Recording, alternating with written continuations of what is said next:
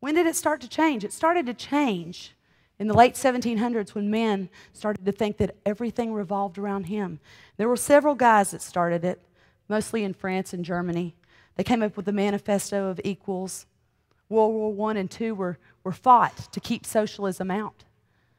Do you know what socialism seeks to do? It seeks to remove God and put the government as the nanny state. Listen to what I'm saying. They want to take your dependence on God out of the equation and make you dependent on the government for everything. That's what socialism is, and that's going on in our country today. You won't hear that word very much because the liberals don't want you to hear that word because they know it'll scare you.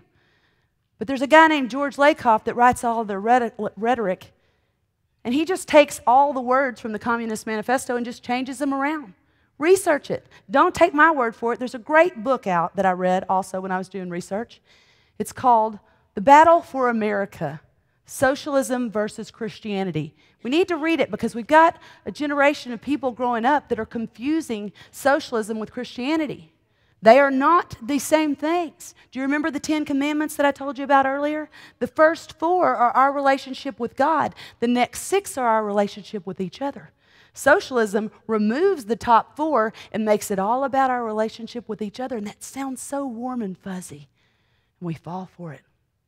I've got those books for anybody that wants to read it. I encourage you to read it. I encourage you to teach it to your children, to your grandchildren.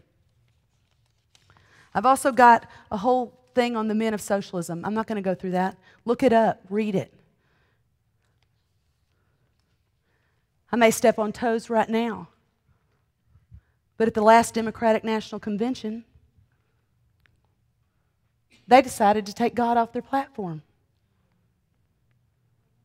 They said it 3 times. There was a little unpopularity with that, so they changed their mind. Now, my thought is, was that a heart issue or was that a poll issue? It makes me sad. It makes me cry. It makes me weep that we've gotten to the point in our country where at a national convention we're voting to take God out of every platform.